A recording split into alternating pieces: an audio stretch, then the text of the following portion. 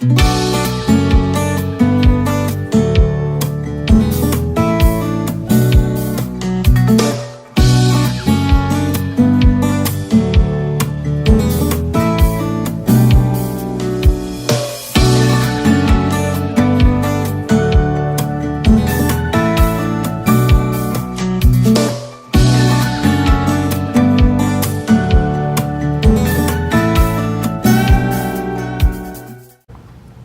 morning and welcome to Daybreak. I'm Debbie Wren, president of our Oxford Chamber of Commerce. And I'm Terry Stiles. I am the production manager at Oxford Community Television. Yes, you are. Well, what a busy weekend we had with our Christmas parade. Wow.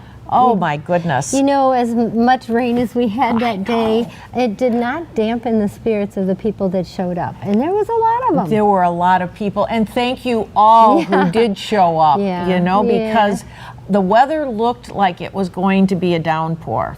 And the chamber started just before noon in actually getting floats and everything in order, people coming in, getting whether it be a walker or the marching band, the floats, everybody had to register in. And Pontiac Street was really pretty busy. Oh, it sure was. And it was pretty cold, and I was standing there right at the entranceway of the church where we were getting everybody all lined up. And it was chilly. It was very damp. nippy. Because it was damp. Fortunately for you guys, it really didn't. The rain held off until the parade's at 2 o'clock. At 2:01, it started raining. But even still, and please let me say, so every year we do the announcing for OCTV so that the community has a history of what kind of parades we've had. And some years are difficult because of the staging. Yes. People pop in where they're not supposed to. And it's very difficult to be able to talk about the floats passing by because they're all out of order. Thank you to the chamber and the volunteers that did that staging. It was beautiful. It worked. It worked out well once again. Yes. Fantastic. Because I'll tell you what's different between the staging as far as other parades such as Lone Ranger.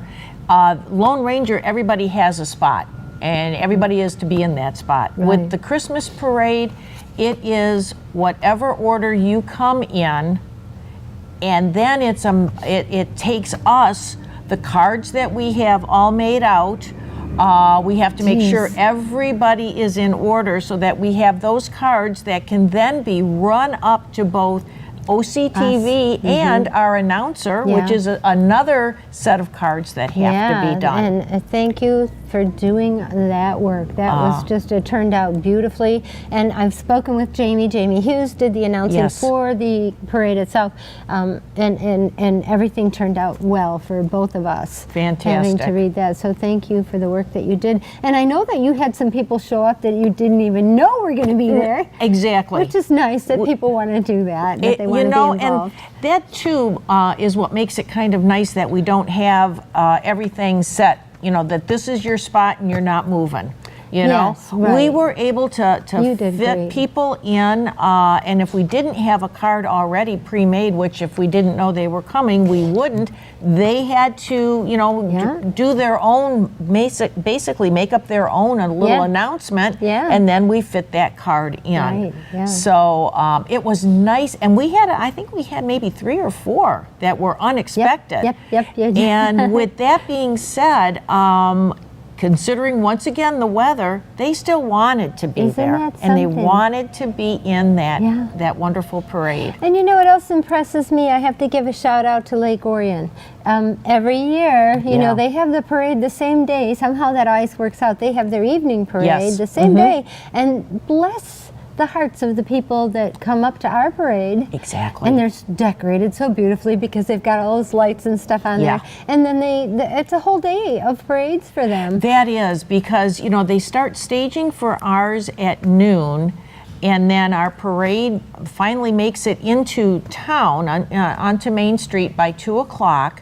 And those folks, after they're done with our parade, have to go down to Lake Orion. Granted, it's 3 miles, but it's 3 miles pulling a float on a busy road, and they start their staging, I want to say it was at 4:30. I think you're right. So they didn't even get out of Oxford really till about 3 or quarter after, right? They had just enough time to go eat something with their float. Right, and if they didn't pack a lunch, you know, but I understand that, you know, considering the way that the weather and such was for them, I mean, they did have the rain and they did have the wind. They had everything, and that parade, we went, that's the first time in probably 8 years that I've gone to the Lake Orion evening parade.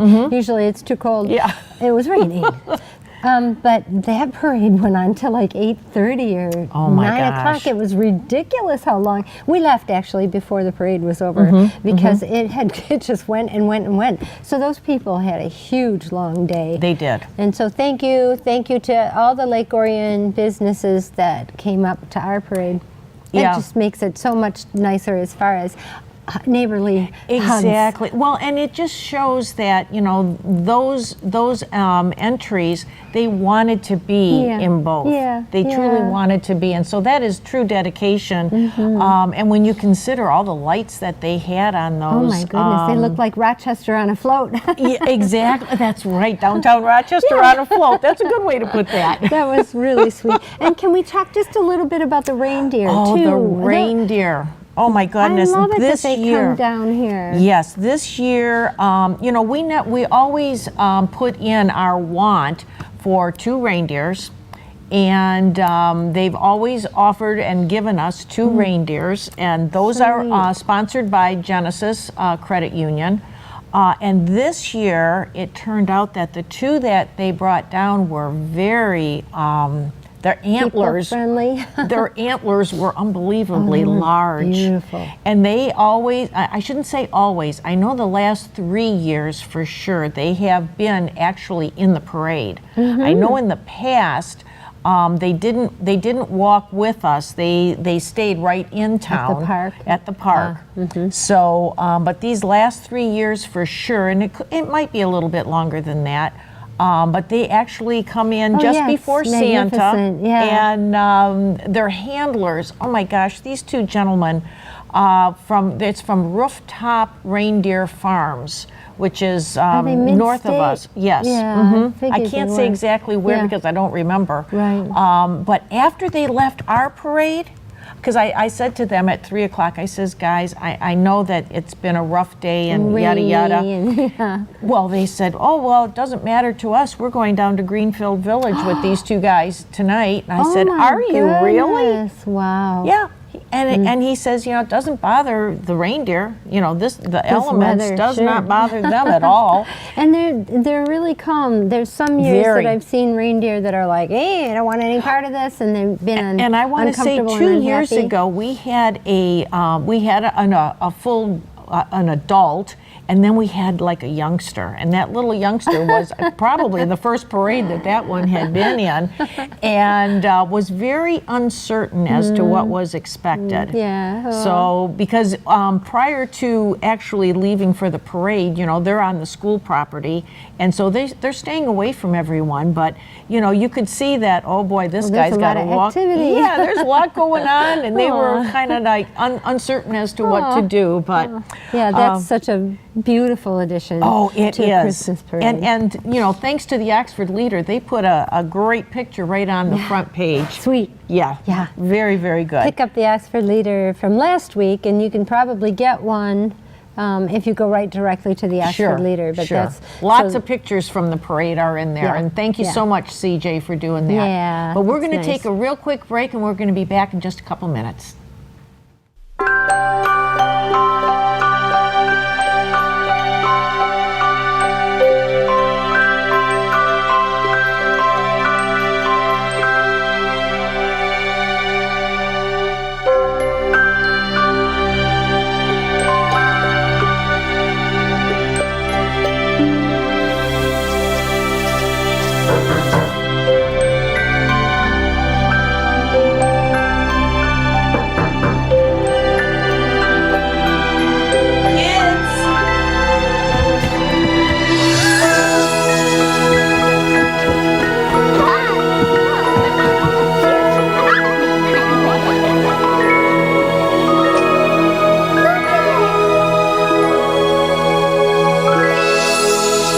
Thanks to your generosity, Marines have delivered Christmas to children in need since 1947. Welcome back to Daybreak. I'm Debbie Wren, president of the Oxford Chamber of Commerce. And I'm Terry Stiles from OCTV, production manager. And we were talking about our Christmas parade, and I want to just take this time to thank the numerous sponsors that we have. And I'm going to have to read this because I don't want to forget anybody, okay? Our title sponsor was Genesis Credit Union. Then we had Oxford Bank at our warming station, Goldfish Swim School, Diamond Residential Mortgage, DTE Corporation for the registration area. We had Farm Bureau for thanking Melissa on that one, Norris CPA, JDR Wealth Management, and also, you know, I know that you mentioned this, but we had Jamie Hughes, who was the narrator. Is that what you would say, narrator? He's the one that talked, announcer at the parade. And, you know, he came in and he just does an outstanding job. He's a and pro. Then, of course, Jamie's OCTV. Oh, yeah, we wouldn't miss it. You guys, you know, you are always doing a fantastic job Thank for you. us in Thank you. promoting this. It gets out onto YouTube. It's on your website and such. And Facebook. Yep. And Facebook. So it's just another way of talking about Oxford, and we truly and truly really appreciate it. You know, that's our video bragging about Oxford. There we go. We get to record the history of this community, and we get to brag about this community. Yeah. All with our camera. It's really That's fun. right, and a camera says a lot. It sure does. Pictures says 1,000 words. Yeah, it sure does. You know, I'll get to that later, but it definitely keeps people honest as far as our meetings are concerned, and we'll talk about that because I'm not done talking about SB 637. But what I am curious about is, I know you guys took kind of a hit this year financially because you're not getting support. Am I wrong or am I right? What kind of support are you getting? Exactly right. All the years prior to this year, we've had help financially with actually the insurance that it takes. You know, the behind the scenes is very costly when it comes to doing a parade, and to have the village be insured just in case, knock on wood, nothing has happened, but just in case something were to happen, there has to be special insurance, parade insurance. And we found out that the village was not going to help anymore with that, so we scurried around, and that was a very big hit to the chamber, but we wanted this parade to continue. So you also lost the services of the DPW and the Reserve Police Department, correct? This year we had the DPW partially, and of course the police, they were there 100% for us. But going forward in 2019, it will be totally, everything will have a cost to it. So the DPW, they work Monday through Friday, and then that parade, of course, is on a Saturday, so they normally they're paid overtime for that. Correct. And the village no longer will pick up that cost to have this parade downtown. So now either you don't have help from the DPW, which they set up, Don and his crew sets up the entire community and blocks off the roads, and Don helps get they equipment into they the even park put up, you know, any of the signage that you see is all put up by the DPW. And so they're not going to be allowed to do that anymore. That was a decision by the village council. In order for them to save money. Yes, and I won't mention the raises that have gone out this year and the money that's gone out, but it's a shame because now it's all on the chamber to have the downtown Christmas parade. Yes. And the businesses enjoy the benefits of that, the community enjoys the benefits of that, and certainly the village downtown. Maybe the township would like to contribute. It would be to nice the to have the township that's also. for everybody. So why is it that it's all on the chamber that you guys are going to have to pay for all that? But anyhow, the great great sponsors helped you guys tremendously and really, this year. They truly did. They truly did. We had some extremely nice sponsorship, dollar-wise, that helped cover the cost. I mean, the reindeer alone are just under $1,000 to have them come in. That's huge. That's huge. And so, always thanks to Genesis for, I believe, all the years that I've been doing the parade. I want to say for the last 4 years at least, Genesis has always been our sponsor for the reindeer. I once heard a council member say, we can't keep going to the businesses and ask them for money. We just do it way too much and all the time. And now this Christmas parade really is going to be, the onus of the financial cost is going to be on the chamber as well as our sponsors. So yay for the sponsors in this community that still want to see us do what we have been doing for millennia in the community. You cannot say enough thank yous.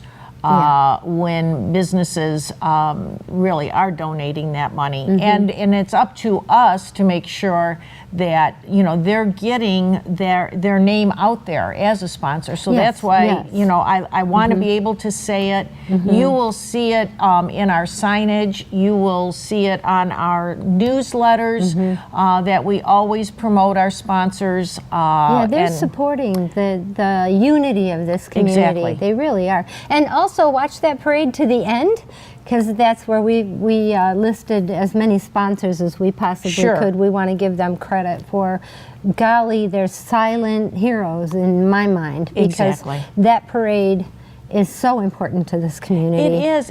Every community should try to have their own Christmas parade. A holiday, I know. We got to be politically correct with that, well, I did say Merry Christmas this year. But because it is merry. It's a merry time of year. It certainly is. Really, everybody loves everybody. And it also, and I want to talk about that too a little bit, it promotes shopping local. Local. I'm such a proponent. I am such a defender of local. Yes, local absolutely. News, local information, and buying local. And that parade brings people downtown. Now, granted, there probably wasn't a lot of hanging around this year because it was so chilly and wet. But even still, there was a lot of people that came downtown. So they saw our businesses, they saw what we have. I'm sure a few of them stopped at 5-1 Diner or... hey, the restaurants were filled. Yeah. Because a lot of people wanted to stay warm, so the restaurants were filled. And at the end of the parade, I was the walking tree. So we were coming back south down Main Street, and so there were many people that were in the windows of the restaurants and that. But in saying shopping local and giving and such, we had the patrol car. Our police patrol Mike car. Is such a good guy. Mike had that outside. That was right in front of the Centennial Park. And Funky Monkey, oh my word, they were giving a discount for toys that were bought, anything that was bought from their store. Oh my gosh. They were giving a 10% discount, and that was just another incentive for people to come and fill up the patrol car. And my word, 289 gifts. 289 gifts. Fabulous. That day. Well, and then we started a little bit prior too, as well. But I mean, to have 289 gifts from our community. Yep, I love that. It was outstanding. See how good an event does this community. I know that some people complain, I can't find a parking place and blah, blah. And I do. I was a village resident. So I do understand the traffic issue, but it's for a couple hours and it's bringing people to our community. Absolutely. Well, look, love it. I think we need to take another break, and we'll be right back. And we've got a lot of important things to share. So do make it back. Thank you.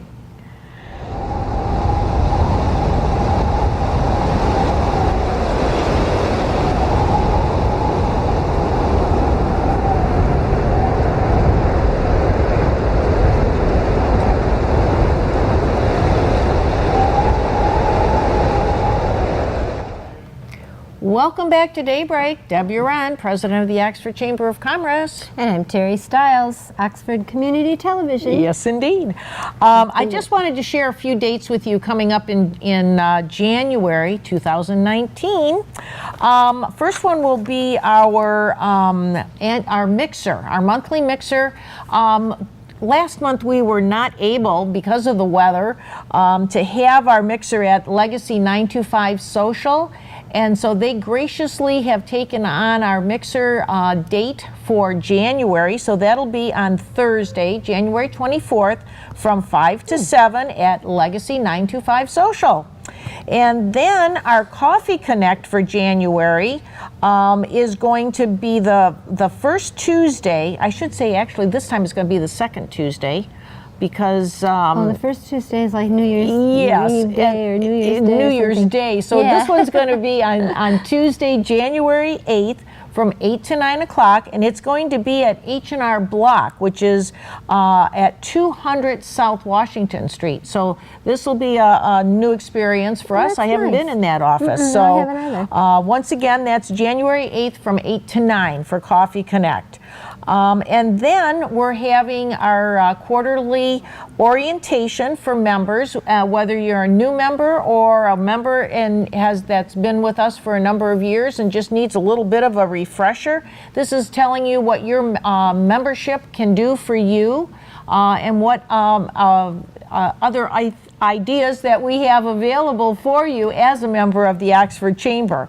So that orientation is going to be on January 15th, and it's going to be right in the Chamber office, which is at 22 West Burdick Street, January 15th from 8 to 9 o'clock in the morning. So with that being said, that's going to take care of January. And next time around, I'll make sure that I get some more information for our other events, because we're also going to be having a community breakfast.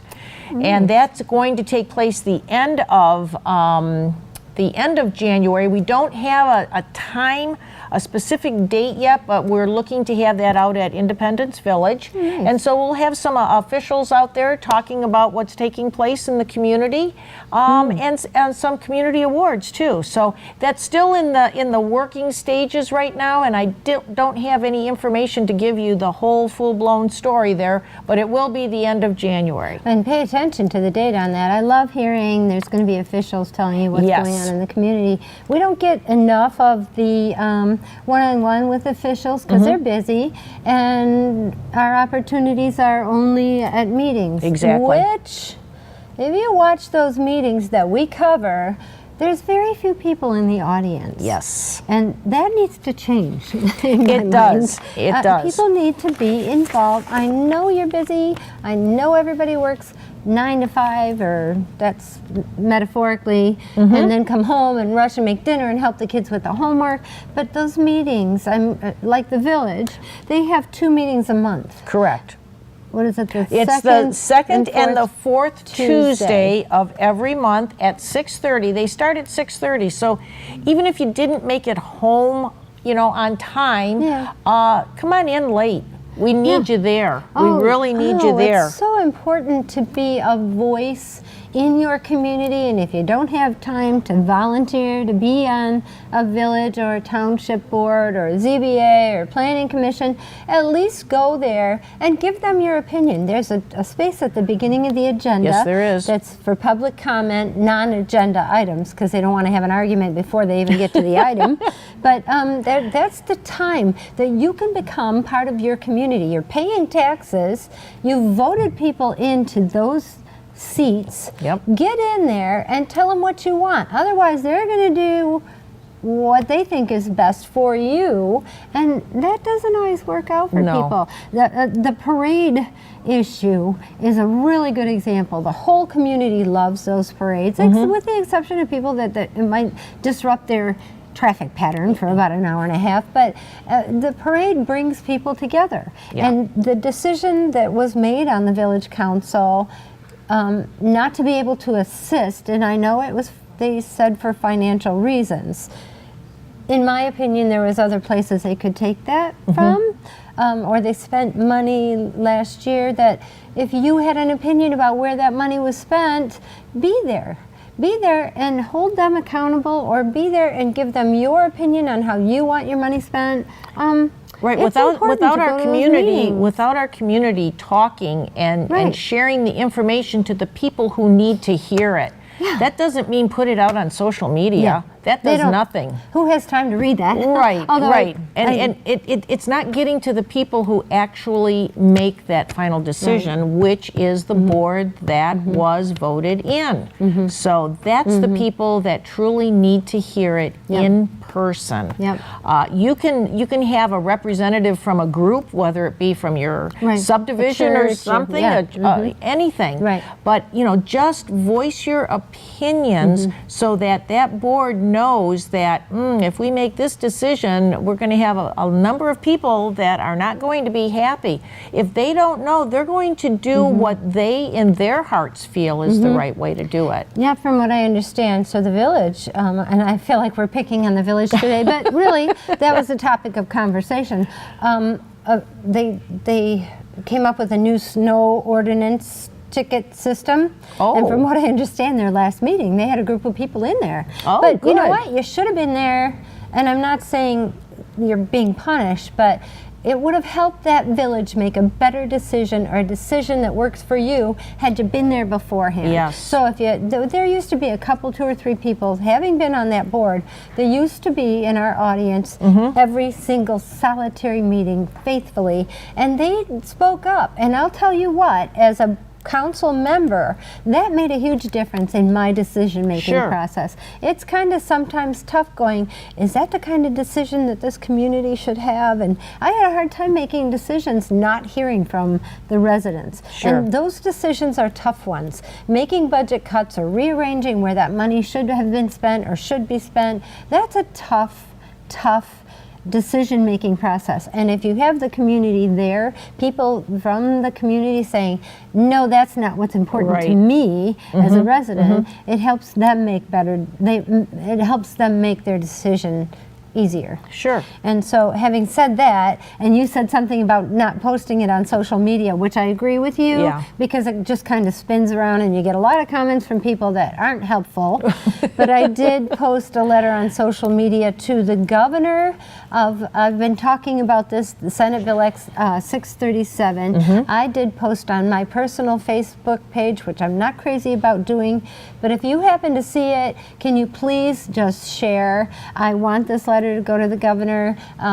The cable companies, AT&T, Charter, Comcast, spent $87 million last year lobbying our Senate to take our franchise fees away, basically. I'm saying this in short because we're running out of time. Basically take your property away. They want easement rights for like $20 a month so they can put up 5G, which is wireless. Those 5G boxes only send a signal 250 feet. So you're going to have poles every 250 to 500 feet in your community. Write a letter to Snyder before he's gone. You don't want that. Do you want a huge repeater box every 250 feet or 500 feet? And do you want to lose OCTV? We are covering the history of this community. We're covering those meetings that you can't make it to. So if there's an important issue, you get to see those meetings because we're there. And if this bill goes through, we won't be.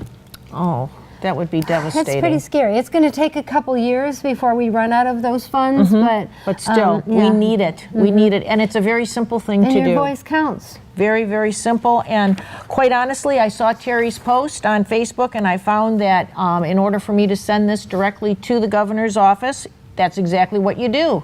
You copy it, you send it in an email, governor's office at michigan.gov. Simple. With that being said, we're going to close for right now, and I want to wish you all a very happy holiday season, and most of all, a very Merry Christmas. And safe holiday season. Safe holiday season. Thank you for joining us. It's so nice that people see us. Exactly. Thank you, and we'll see you next year, 2019.